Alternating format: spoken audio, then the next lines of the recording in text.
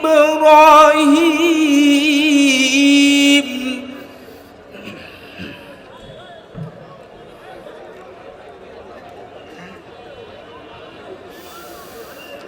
ملة أبيكم إبراهيم هو سماكم المسلمين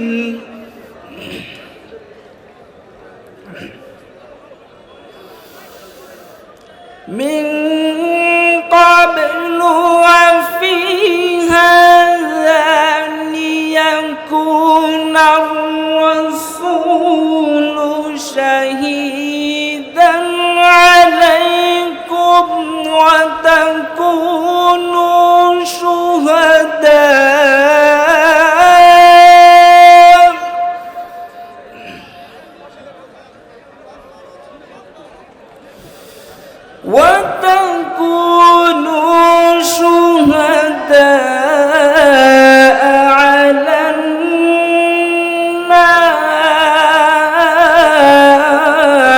الناس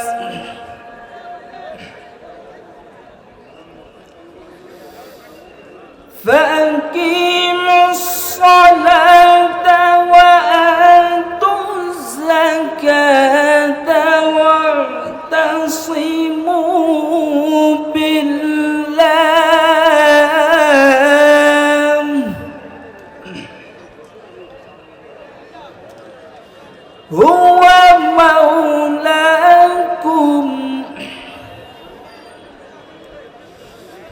هو مولاكم فنعم المولى ونعم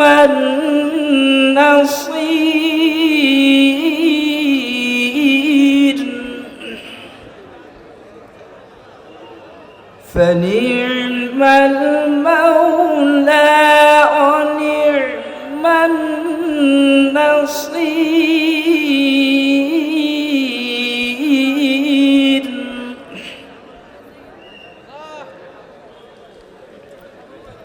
ইরশাদ হচ্ছে বিতাড়িত শয়তানের ওয়াসওয়াসা থেকে আল্লাহর কাছে পানাহ যাচ্ছি। পরম করুণাময় মহান আল্লাহর নামে শুরু করছি। আর আল্লাহর পথে জিহাদ করো যেভাবে জিহাদ করা উচিত। তিনি তোমাদেরকে বেছে নিয়েছেন, দিনের ভিতরে তিনি কোনো কঠোরতা আরোপ করেননি, কোনো সংকীর্ণতাও আরোপ করেননি। এটাই তোমাদের পিতা ইব্রাহিমের দিন, আর তিনি তোমাদের নাম রেখেছিলেন মুসলিম পূর্বেও আর এ কিতাবেও, যাতে রাসূল তোমাদের জন্য সাক্ষী হয় আর তোমরা সাক্ষী হও মানব জাতির জন্য।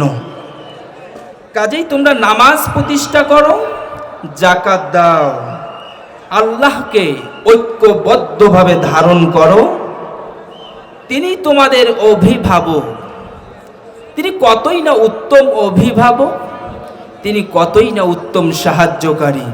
সাদাকাল্লাহুল আযীম। মহান আল্লাহই সত্য বলেছেন। আসসালামু আলাইকুম ওয়া রাহমাতুল্লাহ।